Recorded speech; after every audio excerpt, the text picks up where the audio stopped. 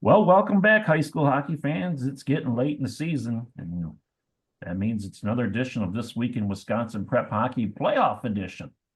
I'm Mike Hammett. With me, my usual cohorts, Dan Bauer, Bill Berg Jr.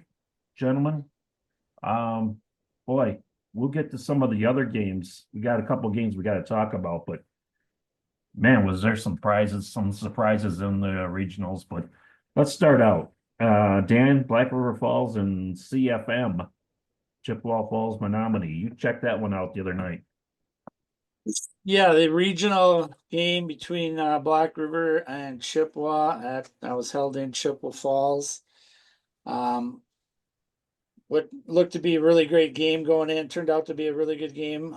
Black River is a really interesting team, and I think they both are, but both very different. Chippewa plays, 10 players, two pretty much skates two lines, or Black River will play three lines, sometimes even a fourth, and they're very defensive minded, while Chip was probably the opposite, a little bit more offensive. But Black River got off to a quick start, got two goals in the first period, which is, any game is a good recipe to get that early lead. Chloe Noth got the first one, and then Piper Matheson made a nice rush down the right side and beat Dowd Chippewa on the short side high to make it 2-0. Looked like that's the way the period would end. Chippewa made a good run towards the end of the period. They were down pretty early in shots and closed the gap, actually went ahead, ended up 14-10 in shots. But late in the period, Black River took a penalty, put Chippewa on the power play, and one of their really impressive freshmen, Allison Zhu, scored a power play goal at 13:37, and that cut the lead to 2-1. That's the way the period ended. Black River came out second period, got another goal real early, 27 seconds into the period, just exactly what you'd hope to do, I think, in a game like that. And that was Mara Noth, Chloe with the assist on that one. And then Matheson, who was easily one of the most impressive freshman players in the girls' game in Wisconsin, got her second goal of the game on the power play. And she got an assist from her D partner a lot of the game, Cameron Steele. Between Matheson and Steele, just two really solid defensemen for Black River. And ironically, they're from the back end, they lead the team in scoring. The two of them are 1 and 2 on the team, but it's a very defensive structure that they play. Third period, um, no scoring till very late. Chippa got their goalie pulled, and Eliza Hayes hit the empty net. And then with under 30 seconds to play, Addie Biskin, senior for CFM, scored really one of the prettier goals I've seen all year. Just nice job of zigzagging her way to the net and went to her backhand and just put it right up underneath the crossbar. But way too little too late, as Black River ended up with a 5-2 win. Shots finished up almost even. Black River with a 29-28 edge. Lexi Moore, who I think is a really underrated goalie for Black River, had another strong showing, and got the win for them. And Black River Falls moves on to play the number one seed in their section, St. Croix Valley, tomorrow night.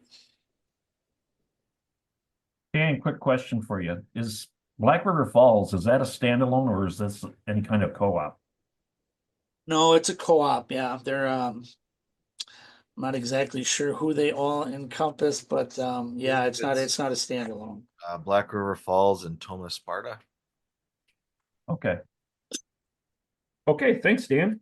Junior, you caught up with some action too. I believe it was Yes, Superior. I was in Marathon Park on Thursday night to see the Superior Spartans take on the Wausau West Warriors. I was there to put the jinx on Wausau West because Burglar's really pulling for Superior this year. And as we've mentioned on the podcast before, Wausau West does not win when I'm in the building.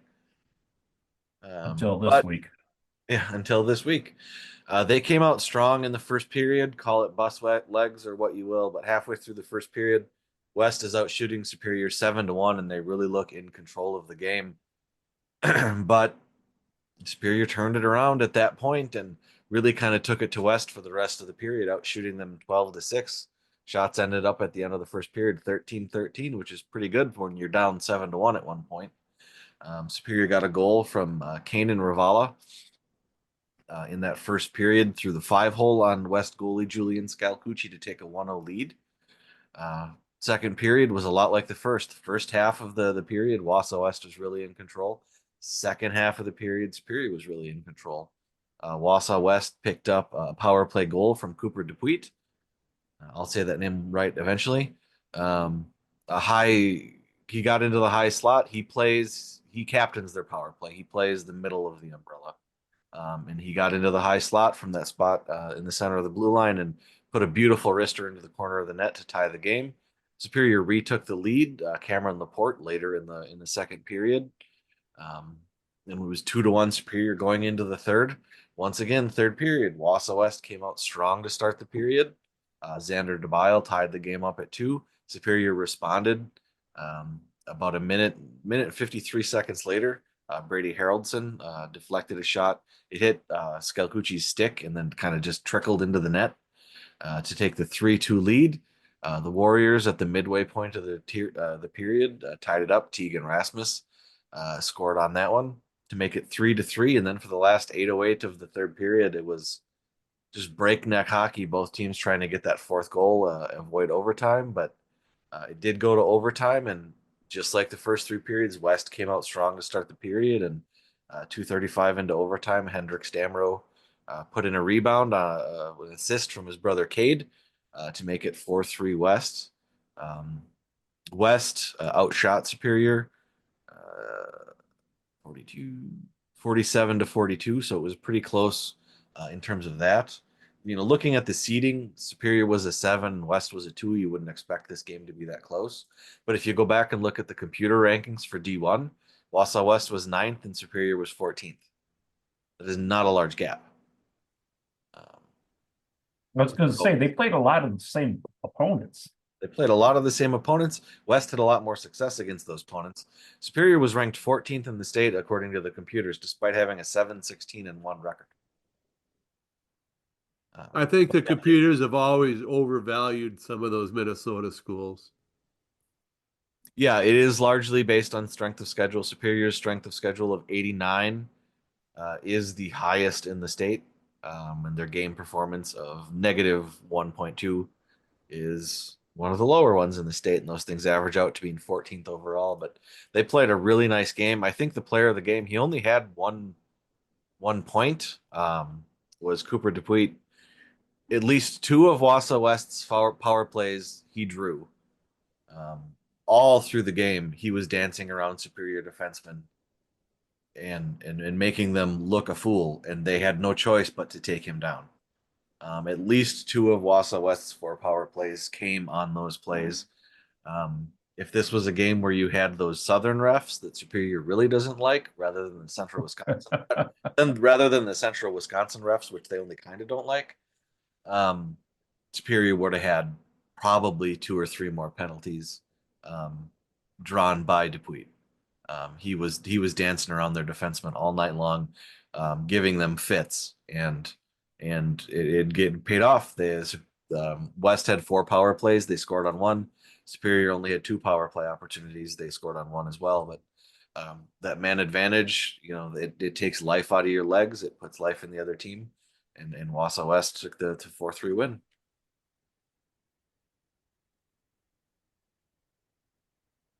And now they will play New Richmond on Tuesday. The Tigers. Okay, Dan, Fox Cities in Brookfield. You got a chance to catch up with them. You're all over the place. Yeah, nothing better to do, right? No, I'm having fun getting games. They've been really good. I mean, I've been pretty lucky. I've seen a lot of really good games, tight games. This was another one over at Tri-County Arena in Neenah, Fox City, and Brookfield in a regional game. And Fox would come away with a 4-3 win.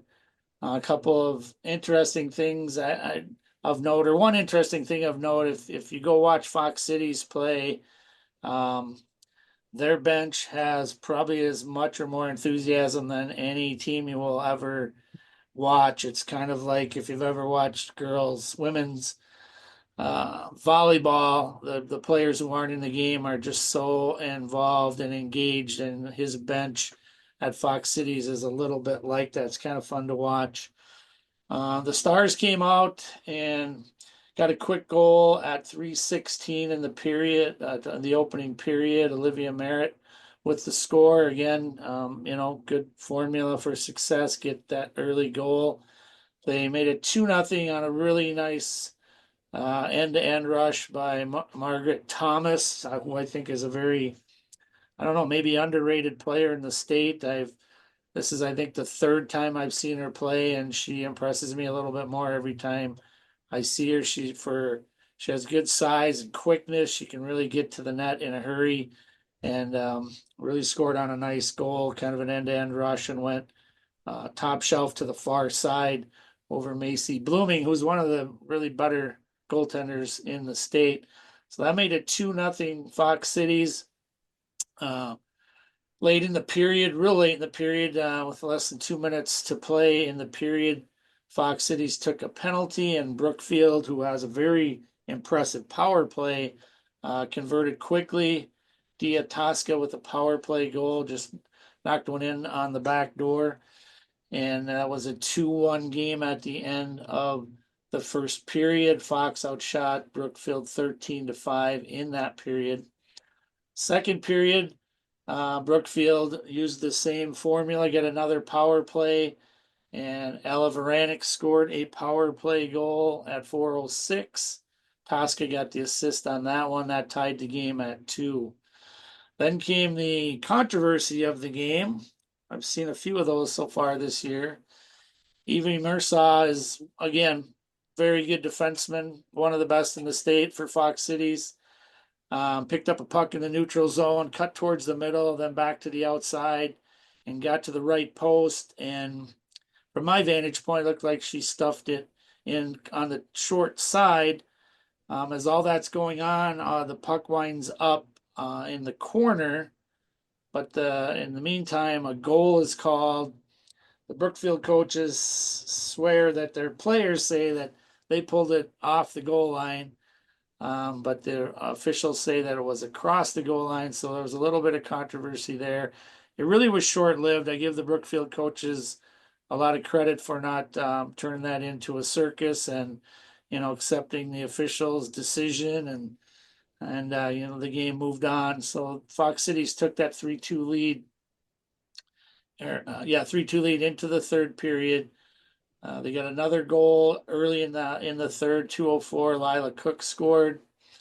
Just poked the puck loose on the right boards and just took like 2 steps to the middle and fired. I think Blooming was screened on that one, didn't get a good look at it.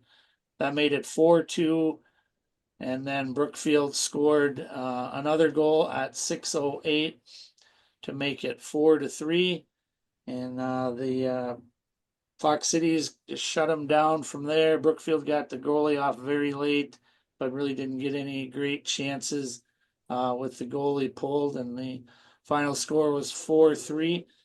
Fox Cities, they ended up outshooting Brookfield 44-15 for the game, and Macy Blooming again with a really outstanding effort with 40 saves, and she will move on to play at Aurora, I believe, next year, Aurora University. So Fox Cities moves on to the next round, semifinals, and they will travel to Fond du Lac tomorrow to play the Warbirds.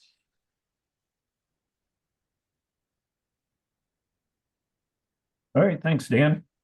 Burglar, I'm not sure what you got for virtual Thursday, but Well, boy, yeah, I can't wait to hear this. I'm still not able to, I'm still not very mobile, so I don't get to many games. But I was monitoring Twitter and posting the scores on our doing the updates on our site, in progress games and keeping them there. And there were 35 games on Thursday.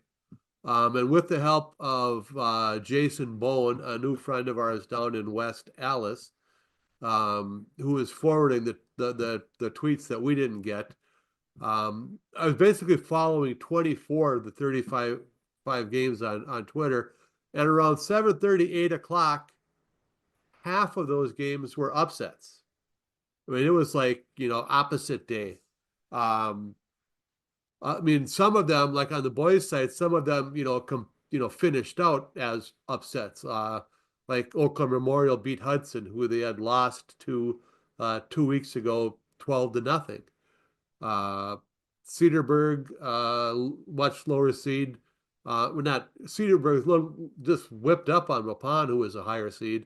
And of course, I'm sure we'll talk about this in detail later.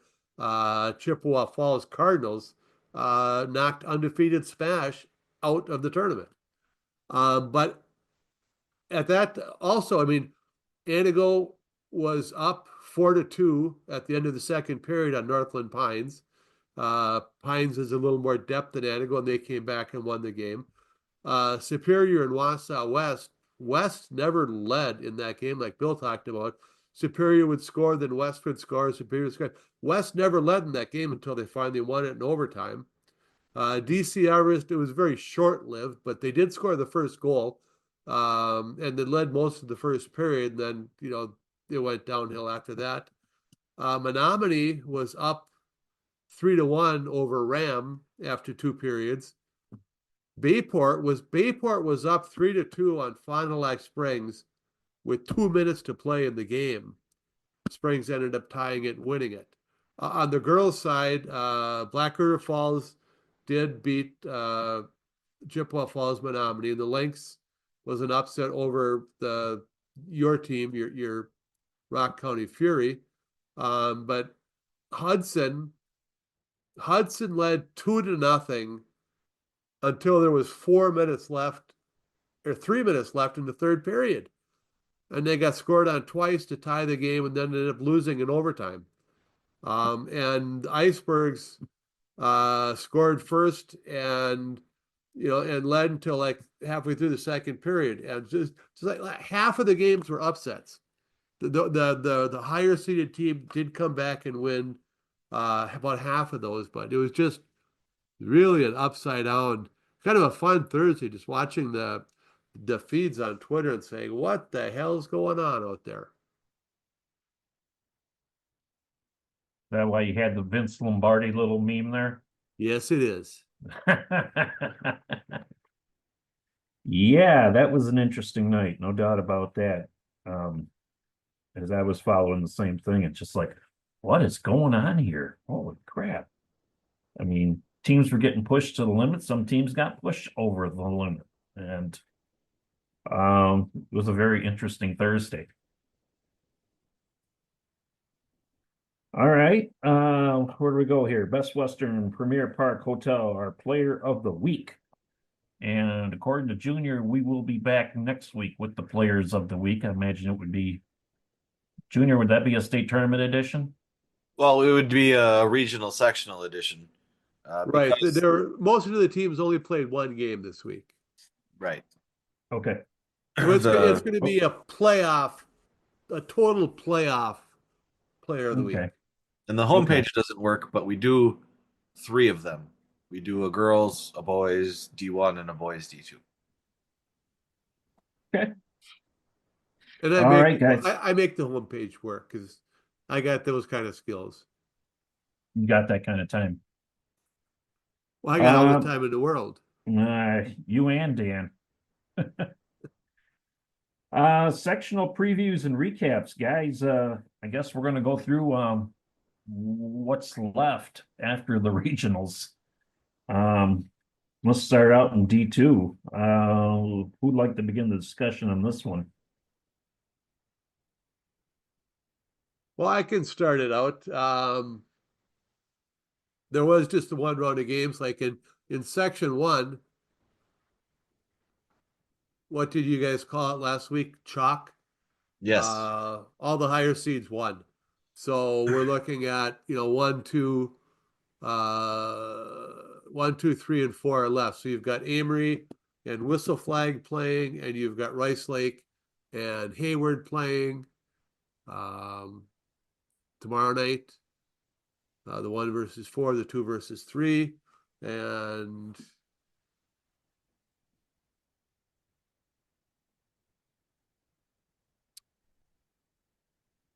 yeah, I mean Amory is clearly the favorite coming in here. But Rice Lake, they play in, we've mentioned last week, Rice Lake plays in that Big Rivers Conference, and Hayward, they do a good job they joined the Middle Border Conference, so they can give them a run. Yep, I think the Rice Lake Hayward game will be a very interesting game. That's a huge rivalry between those two schools. And Rice Lake, as you said, playing in the Big Rivers really helps them, especially when it gets down to this time of the year. Just a few coaches that I've been talking to, sounds like Hayward might be a little banged up, and that Rice Lake is playing some of their best hockey of the year right now. So I think that one will probably be a good one to take a look at. Amory has beaten. They have not played Whistle Flag yet. They have beaten both Hayward and Rice Lake 3-0.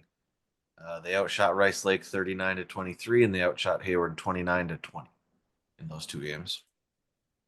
Yeah, Rice Lake and Hayward have not played each other. But they're gonna. Yes, they did. Yeah, they When? must have. They tied on January 18th, 1-1, which 1-1 with shots being 38 apiece. So that does not help. All right, guys, section 2. Oh, there it is. Tied Hayward. Okay, never mind. I missed that. All right. Section 2 Section is 2, a right. carbon copy of the Great Northern Conference tournament at this point. Yep, The 1 second through round 4. of the second round of the Great Northern Conference tournament was number 1 Tomahawk versus number 4 Northland Pines, and number 2 Mosinee versus number 3 Lakeland. They literally played this, last week. So, I mean, if you look at what happened last week, Tomahawk and Mosinee met in the championship game, and Tomahawk won. I think anybody other than Tomahawk coming out of here would be a shock, at least a mild shock. Mosinee wouldn't be a huge shock, but it would be surprising. Northland Pines coming out of here would be a real shock. Lakeland would be surprising. Well, I think Lakeland can give Mosinee a game because they've battled back and forth a lot in the past. Yeah, Mosinee and Lakeland tend to play good games against each other. This year, Tomahawk has beaten Mosinee twice, 4-1 and 3-1. They've beaten Lakeland once, 4-1. They've beaten Northland Pines 6-0 and 6-0. So they are the obviously their number 1 seed, but they are the favorite. They've beaten all these teams by at least 2 goals already. In section 3, same thing. 1, 2, 3, and 4. Somerset taking on Baldwin Woodville, and Ram taking on the River Falls Wildcats. Once again, we've got another Big Rivers school in here in River Falls. The Big Rivers is Division 2's Minnesota. Right. You got Somerset, the number one seed. It looked like they had a pretty good season. They do. They've got very strong goaltending, and they've got a very strong team. The only Division 2 teams they've lost to were Amory, Tomahawk. They did also lose to Baldwin Woodville a game. They did. They lost to Baldwin Woodville while out shooting them 41-15. Because Baldwin Woodville also has a very good goalie in Landon Veenendahl. Oh, those two. I think each of those goalies has been our player of the week. Yes, Carson Belial, I believe Somerset's goalie, got Player of the Week the week of holiday tournaments when he took Brookfield into overtime and took second place in a tournament in Minnesota that both those teams were both in.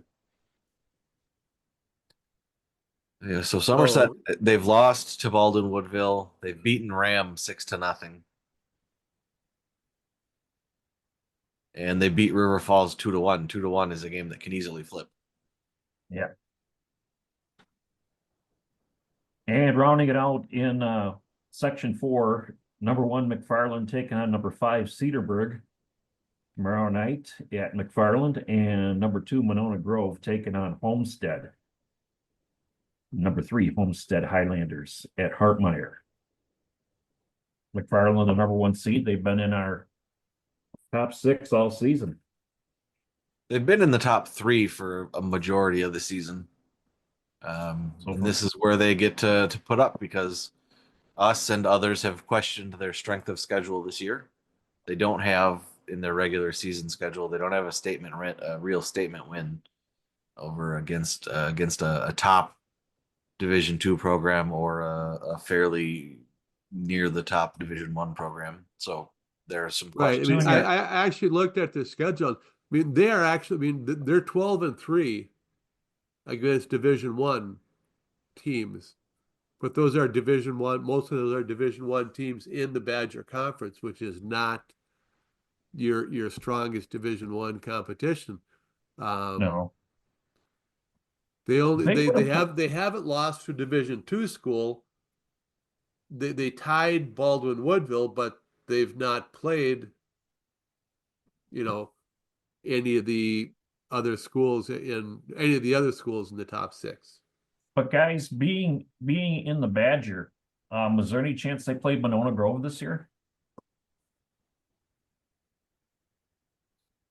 Yes, They beat them 2 to they beat 1. Monona Grove. 2-1. 2-1. Shots were 27-26. Monona Grove's favor, so it was a tight game. All the goals in that game were scored in the third period. That could make for an interesting rematch. Well, we Those like two teams interesting get through. rematches. Those 2 teams get through. Monona Grove lost to Homestead earlier this year, 3-2. Yeah, I Okay. mean, And in the My Hockey rankings, McFarland is 6, Monona Grove 8, Homestead 11, and Cedarburg down at 19. They did pull the upset over Waupun. Quite a big upset, beating them 7-1, the Yeah, higher that's a nice seed one. there. who was the goalie they had a few years ago who was extremely good?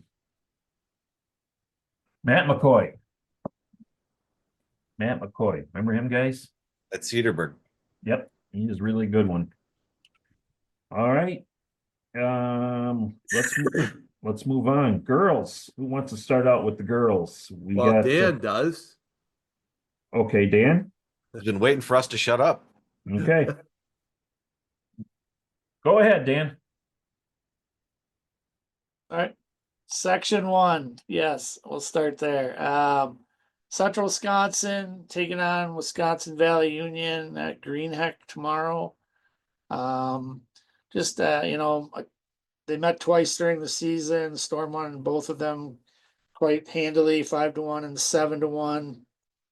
Storm owns an 11-1 record against Wisconsin Valley. The only time Wisconsin Valley has beaten them was the first game of their existence as a co-op. I think it was 2017. It's kind of a story of a veteran team. The Storm's got 15 juniors and seniors, while Wisconsin Valley has 13 freshmen and sophomores. So the Storm is loaded with a lot of good seniors. They're having really good seasons, and I just on the big ice, and there's just going to be a lot of things working against Wisconsin Valley. In that one, the big matchup in Section 1 will be Hayward and Superior. That'll be up at Superior Ice Arena. That's the number 3 and number 4 ranked teams in the state going against each other. Superior won earlier in the year 6-2. Hayward won just recently, 3-2, when Hayward scored a goal with 2 seconds left. Hayward led that game 2-0 into the third period, and Superior tied it, but then Hayward won it with 2 seconds to go. The Hurricanes won 12 straight, so they're obviously got hot at the right time here as they hit the postseason. And Superior, since they lost Adeline Benson, has been 3-3. She's really been a tough one for them to fill her skates, leaving even more of the load to Ranky now than was before. So yeah, would the Superior Hayward game, I don't know. I wouldn't want to pick a winner out of that one. I think the Storm will move on. I want to pick a winner out of the Superior Hayward game. All right. I want to pick Superior because the sectional final is scheduled in Superior, and we divided our coverage up for sectional finals, and I'm going to Amory on Friday, and then up to Superior on Saturday for a girls' game at 11 and a boys' game at 3. A couple of years ago, the sectional final was supposed to be in Superior, and it ended up being the Central Wisconsin Storm and Hayward, and they decided they didn't want to go up there, so they moved it. I want to go to Superior. Okay. It's section 2, moving on. Black River Falls got the win over Chippewa Falls Menominee to move on, and they will play St. Croix Valley, the Fusion, in River Falls, the Wildcat Center. Those two teams, this should be a great game. They played twice during the season. St. Croix won early in the year, 3-2 in overtime, and Black River won recently 2-1. So I mean, two very tight games. It'll be a team that has a 220 goal scorers and Volgren and Kivel for St. Croix, going against Black River, who has, I think, the 4th best defensive rating in the girls' game, giving up 1.62 per game. The interesting about this game is both teams I'm fairly certain, will play their third lines pretty extensively. That's kind of been their game plan throughout the year, and both of their third lines are fun to watch. Blue collar, great effort. So it should be an interesting game to see how that one turns out.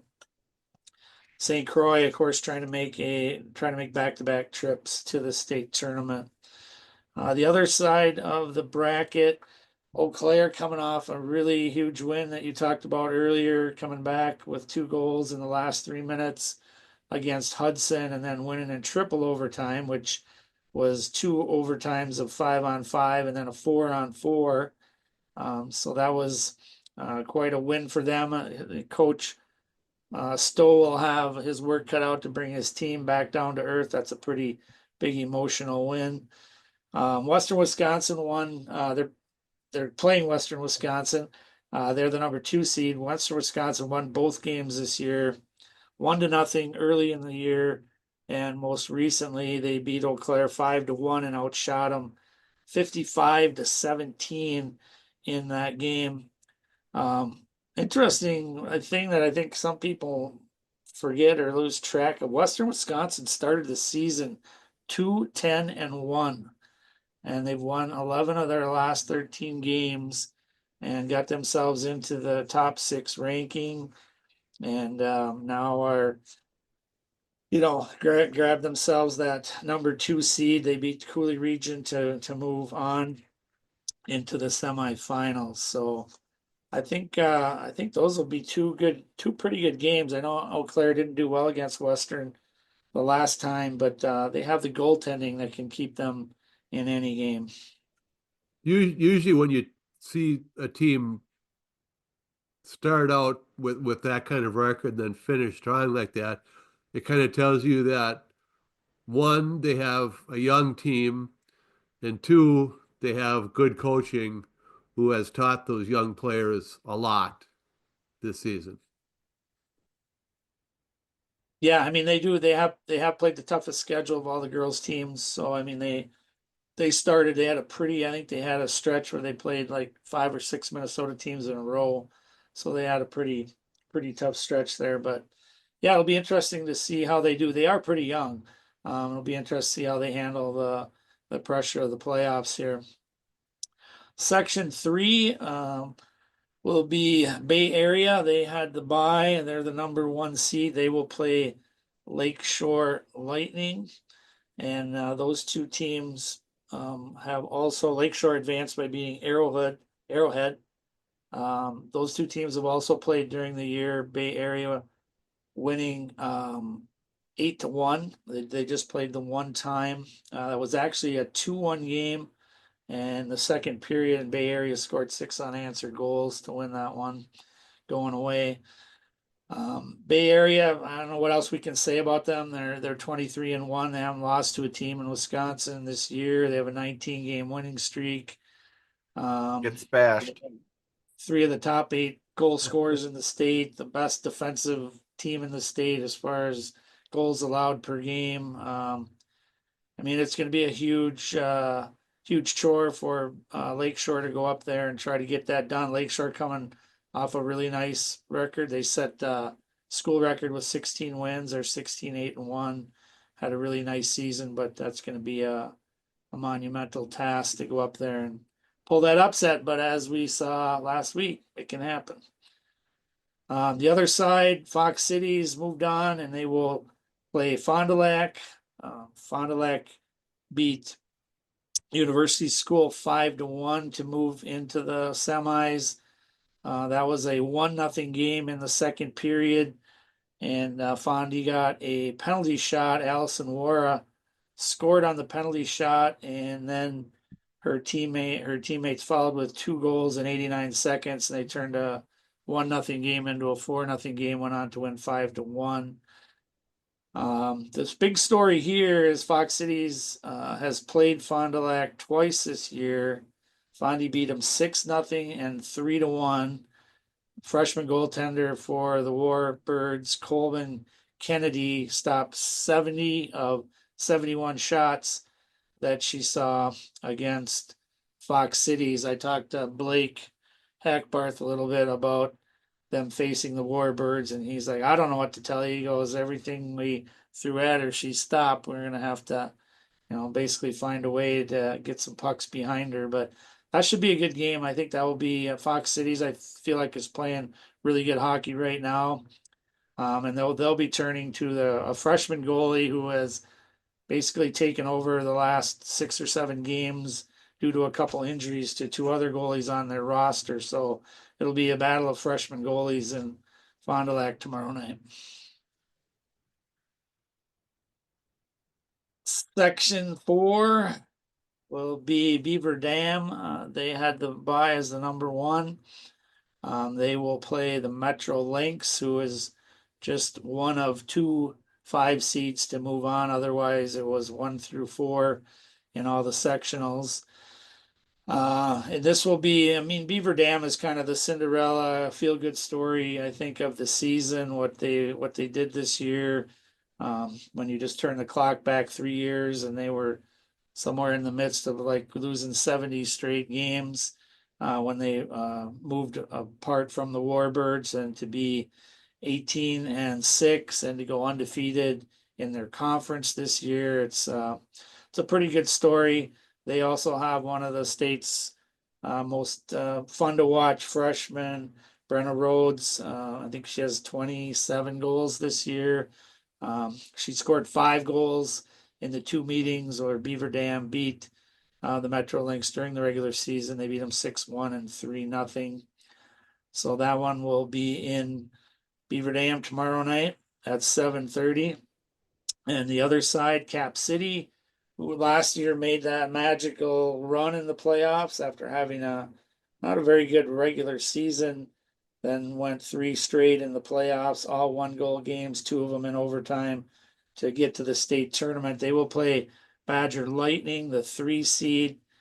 Badger Lightning got a 3-2 win over Stoughton, and goaltender Annika Mueller, who's been stellar all season long. And Cap City escaped with a 3-0 win to get here, despite 45 saves by Sammy Bramstead from Viroqua. They played twice during the year. Cap City won them both 6-1 and 5-1. Badger Lightning has really had a nice year. They finished with a nice run at the end of the year, and I think they will have their hands full. Sophie Martinelli is one of the best goalies in the state for Cap City, and I think it will be a challenge for them to find a way to get enough goals past her to get the win. But should be a good game.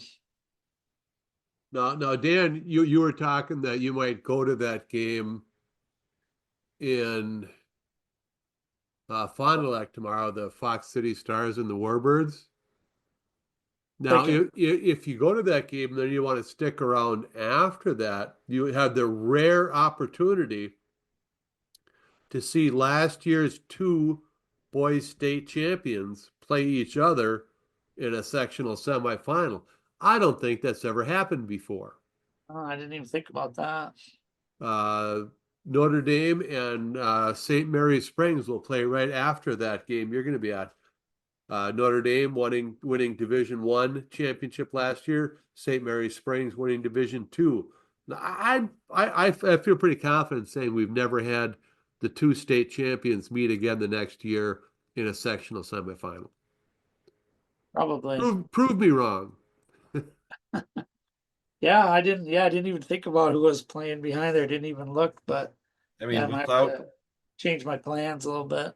without competitive balance, that's only possible if one of the state champions is one of those bubble teams that's right on the border between D1 and D2 and shifts back and forth. I know a certain scout who's going to be at that game tomorrow night too. That's going to be a big one. All right, Dan, anything to add about girls? No, I mean, I think the regionals all went pretty much as planned, and I think there'll be some really good games tomorrow night, and we'll be down to 8. Just like that. Okay, Division I, guys. Division I, Section 1. Well, Let's start with the elephant in the room. The section of death lived up to its name. Start with the elephant in the room. Oof. Chippewa Falls 8 seed beating number 1 seed Spash. Some quick facts about Chippewa Falls 4-1 win over Spash. This season, in the 24-game regular season in which Spash was undefeated, they allowed 3 goals in a game 3 times. They allowed 4 goals in a game twice. And they allowed 4 goals to 8th seeded Chippewa Falls in this one. They had previously beaten Chippewa Falls 8-0. And then in this game, there's no scoring in the first period. Chippewa Falls got 2 quick power play goals in the second period from Jackson LeMay. Spash added 1 a little bit later, and then Spash came out firing in the third period, out shooting Chippewa Falls 24-4. Yet on those 4 shots, Chippewa Falls managed 2 more goals to make it 4-1.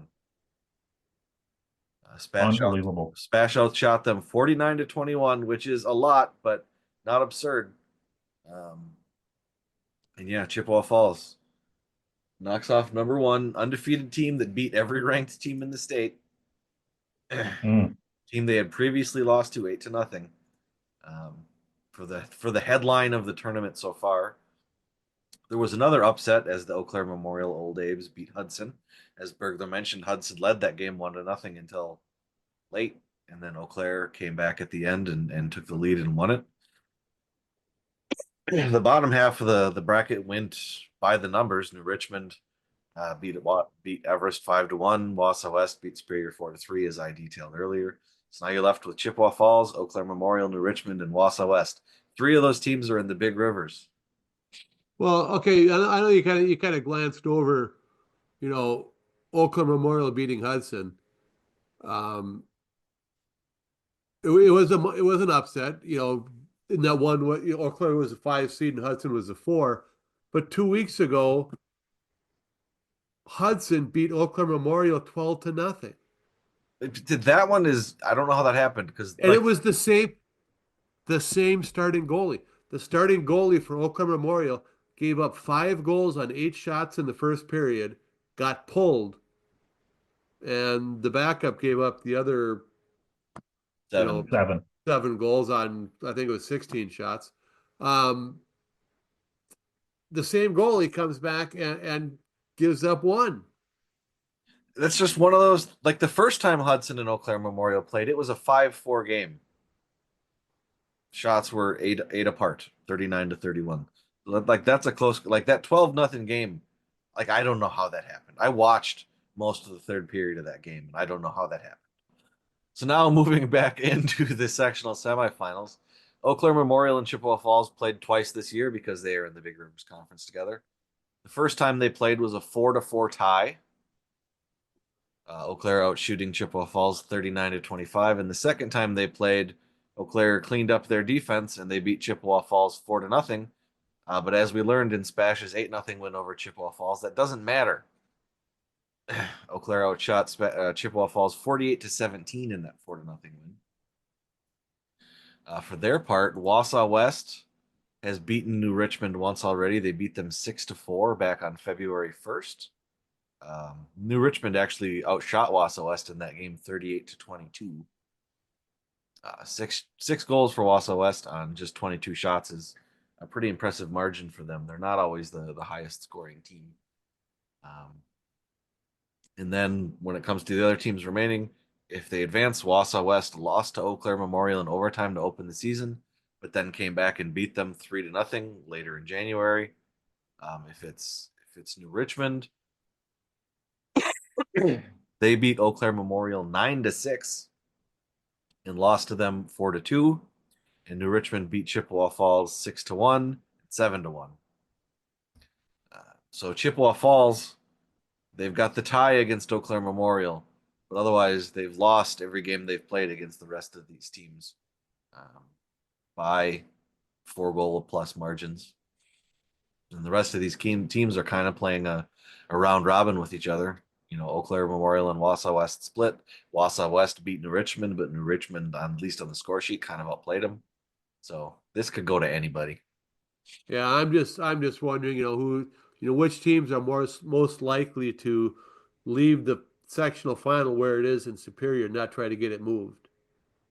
Richmond against Eau Claire Memorial. Just get on 53 and go on up. Well, because New Richmond won't want to play at Hobbs because that's Eau Claire's rank. So Play at Hudson. We want it to stay in Superior. I know. It's not going to happen. The thing is about Hudson, they've been strong for so many years, but you could just kind of feel this year that this was going to be a little bit more of a struggle as the season went on for them, and they get to the playoffs and they get beat by Eau Claire Memorial, who they dusted 12-0 2 weeks ago. all right, since I'm already going to get in trouble, Oh God, no. we'll go back several years back, when Bill was quoting that, Hudson won, like, their bantams won state tournament every level of bantams. Their squirts won every level of bantams. I think this is their peewee team now. From back then, this is their peewee group that didn't win the state tournament. That could be. Which means in the next couple of years, The squirts aren't far behind. Hudson's not going to be down long. Hudson's never down long. no. Well, I mean, I was looking at playdowns this year, and at the A level in Region 1, Division 1 in Waha, Eau Claire won Squirt, Peewee, and Bantam. At the B, C, C1, C2 level, Hudson won Squirt, Peewee, and Bantam. So Eau Claire is going to be pretty good coming up here, too. But that's 2 schools. It is 2 schools. Depending on how many they lose to Ram, it's 3 schools. That's 3 schools. There you go. All right, Okay. moving on to Section 2. Section 2, the Deuce. Nina, Hortonville, and Menasha got their revenge on Ashwaubenon, beating them 5-2. West Bend 4-3 win over De Pere. Notre Dame 5-0 win over the Fond du Lac Cardinals. And as Bergler mentioned, St. Mary Springs a 4-3 win in overtime against Bayport. And Bayport led that game 3-2 with just a couple of minutes left. I caught the very end of that game on the Bayport broadcast, and I'm like, man, I shouldn't have turned this on. I ruined Bayport's chances because it's like as soon as I turned it on, Springs scored. I turned it on when I got home from the West Superior game. Didn't Bayport have Notre Dame on the ropes like a year or two ago in the sections and gave it up Yes. late? It was like 2 years in a row. Yeah. The year Notre Dame went undefeated, their two closest games were to Bayport. I think they might have gone overtime both times.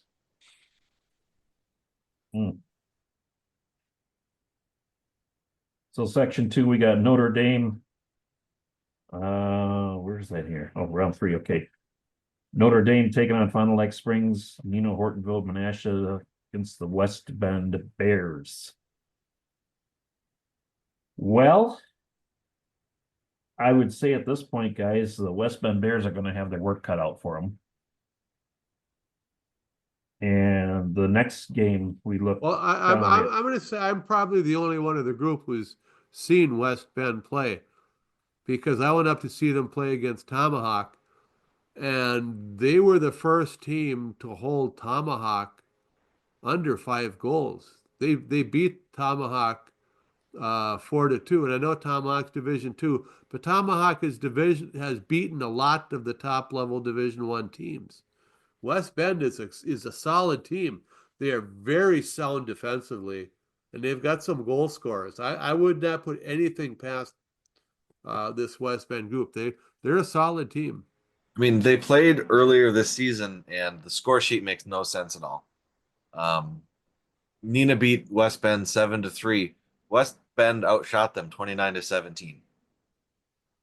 So Nina somehow scored 7 goals on 17 shots. Yikes. Probably not going to happen again. Unlikely that's going to happen again. So, I mean, I think this will be a better game than a lot of people expect. Nina has also beaten Notre Dame. They beat them 5-3, and they've beaten Springs twice, 7-4 and 2-1 in the most recent one in the championship game of the Badgerland Conference Tournament. Then you got the 2 seed and the 3 seed right below it, Notre Dame and Fond du Lac tomorrow night. I'm sure these two have played this year. That's going to be. I don't know. Somehow Notre Dame and Springs have not played this year. So that's going to be a kind of an unknown game for them. Yeah, I mean, Springs actually. I mean, Springs was in the title count thing, but they did not actually play against Notre Dame in that one. Springs does not have a very balanced offense.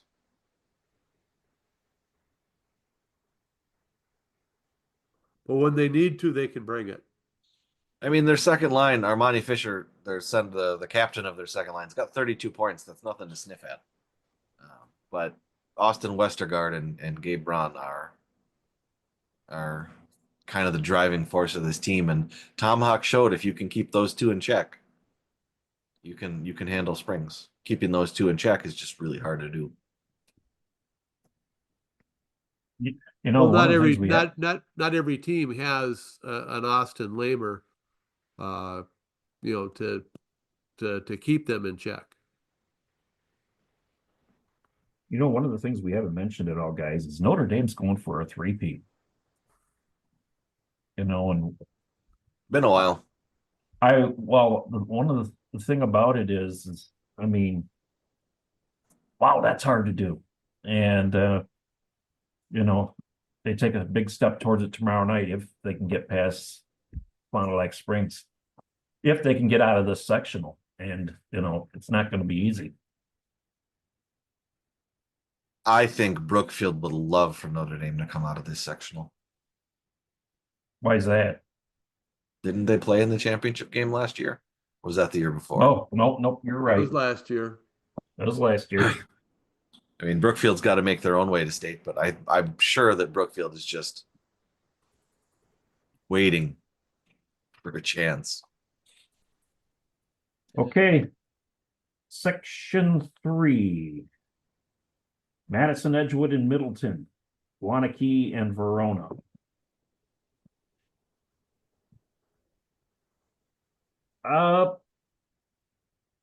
I've seen Edgewood once this year, and they just annihilated Madison Memorial.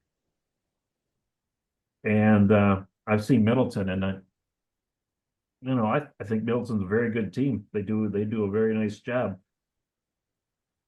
This one I think is going to be a little bit closer than what people think, because Edgewood can bring it, but at the same time, so can Middleton.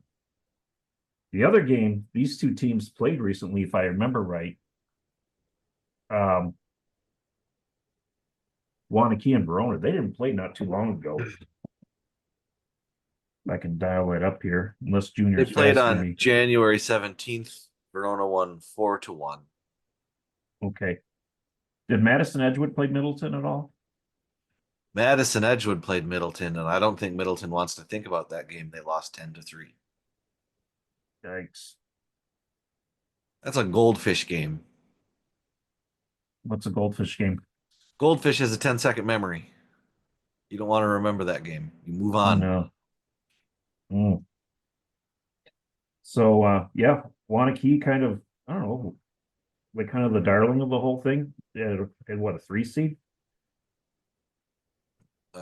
Yes. Yes. They've kind of flown under the radar, as we say.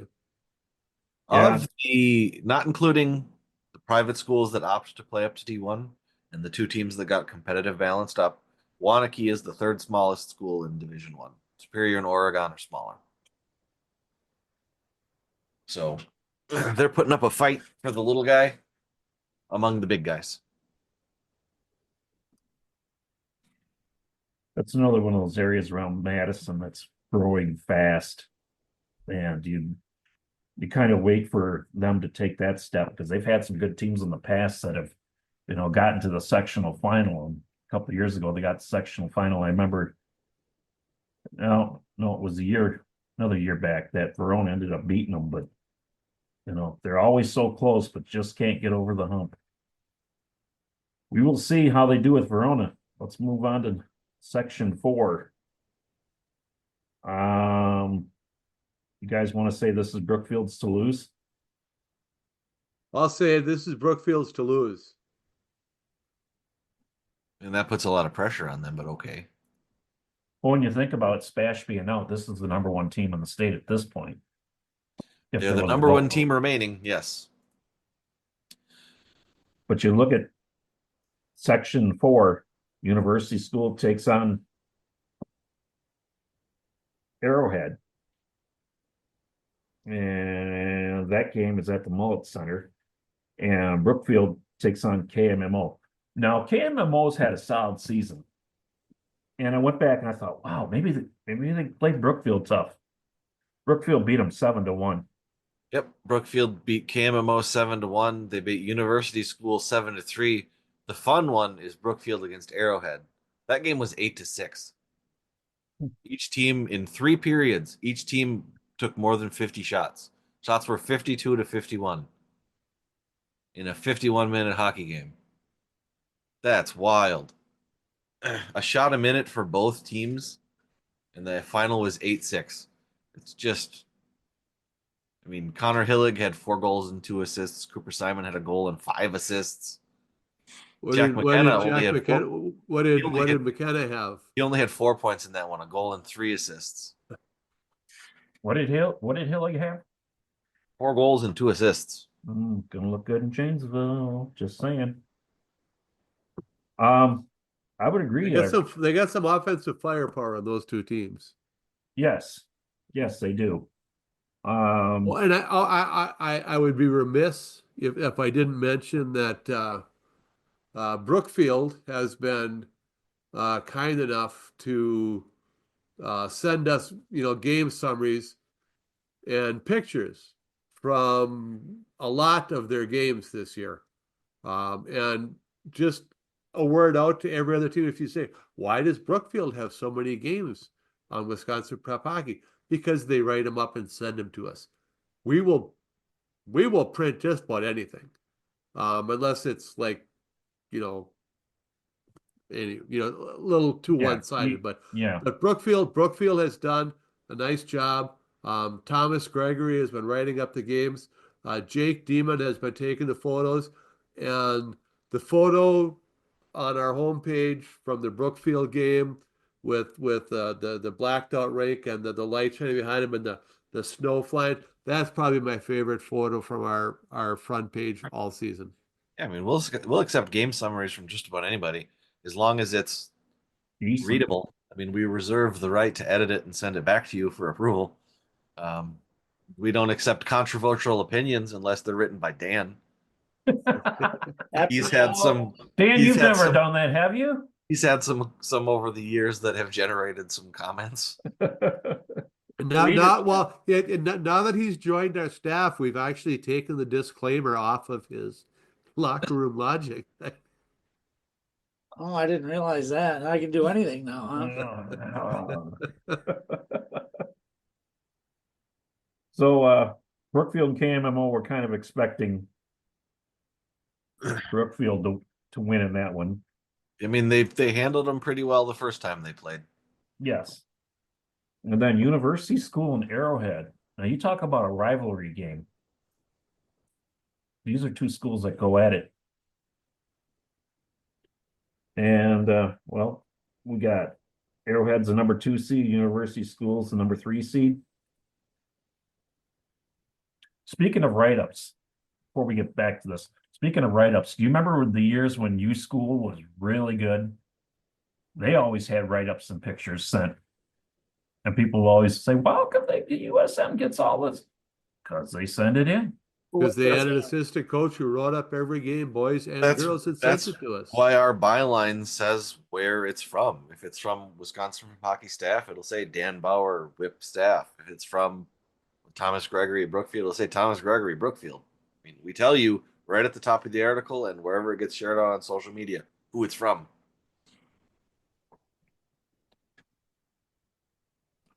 So University School and Arrowhead tomorrow night. And I would imagine Mullet Center is going to be packed.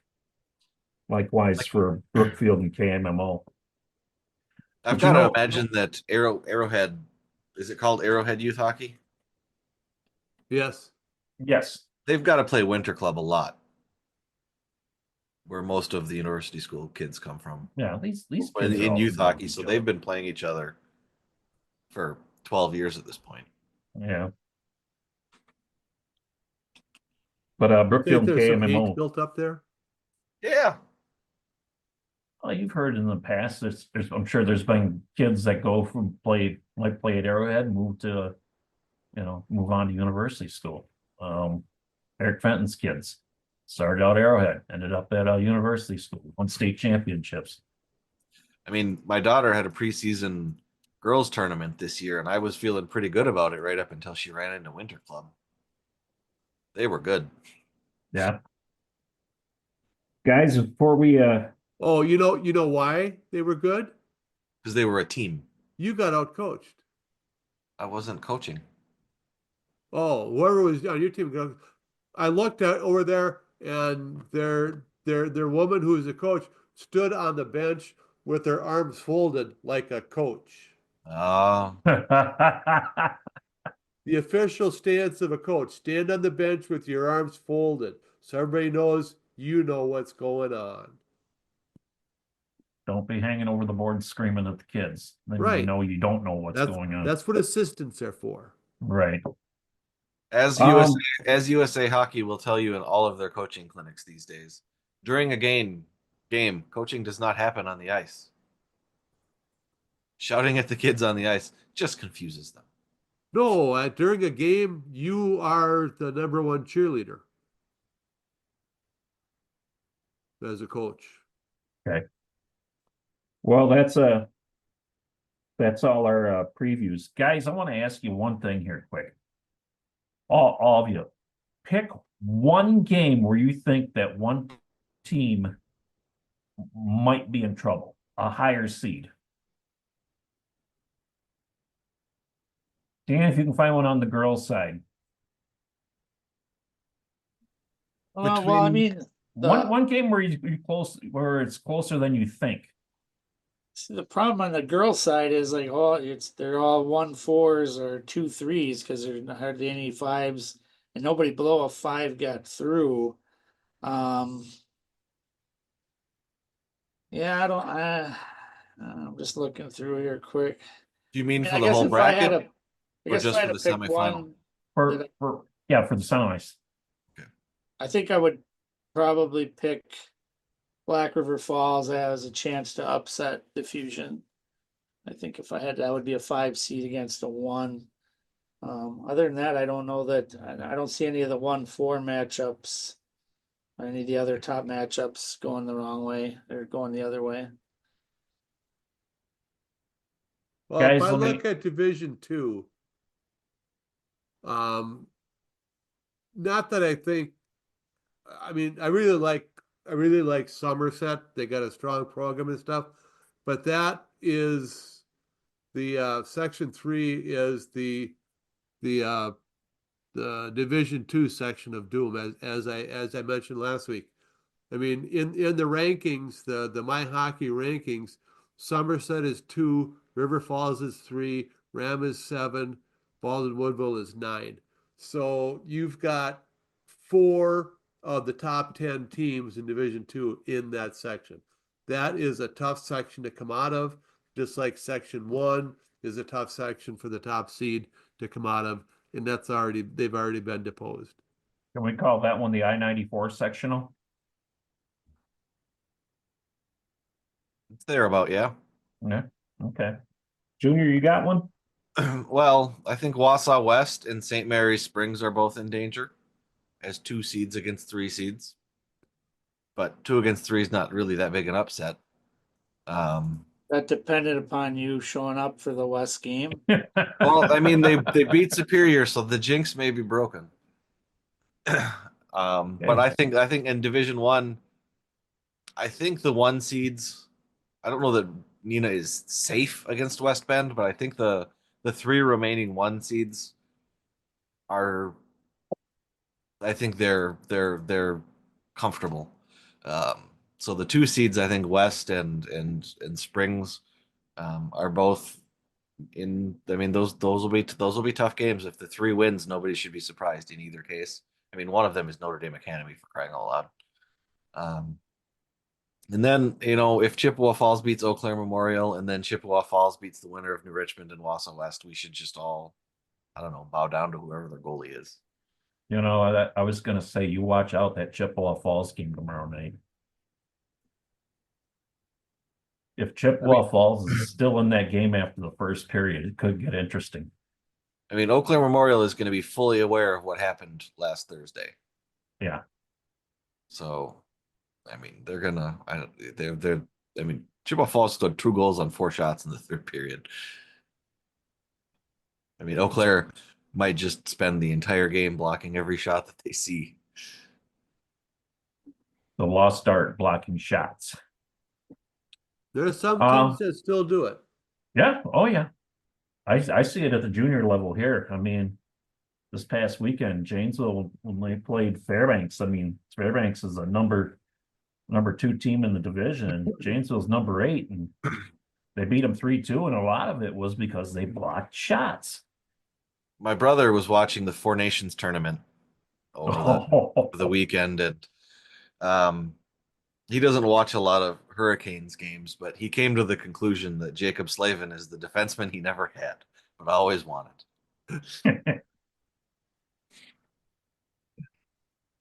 That was a great series. That was really, really good. I could have done without the NHL rules that allowed for fighting, because I find hockey fights to be incredibly boring.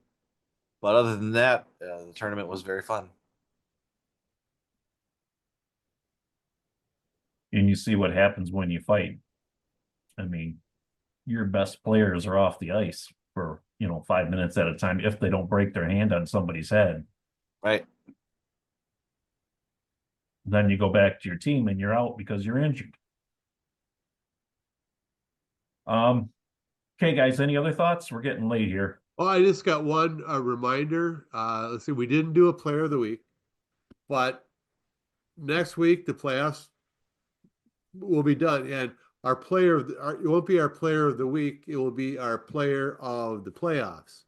So it will be, 4 games for some of the Division One teams, 3 games for the Division Two, 3 games for or 3 games for most of the girls teams, 2 games for some of them.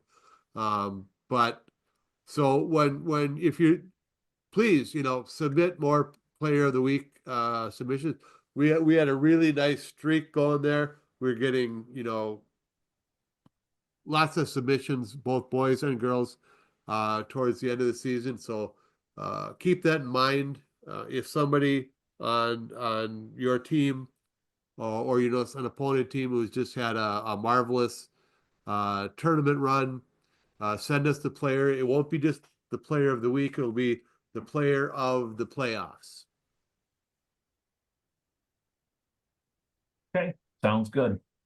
Dan, Junior, anything else you guys want to add? No, I'm good. Good.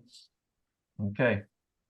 All right, we've been banging our gums quite a bit here, so I guess it's time we get out of here and let the games happen as they do on Thursday and later on the sectional finals later on in the week. Can't wait to watch it. We will keep you updated on the site as much as we can. Should be a lot of good teams moving on. Might be some surprises. Don't be surprised if you see a few of them. So for the Berg family, Dan Bauer, I'm Mike Hammett. We'll see you next week on This Week in Wisconsin Prep Hockey.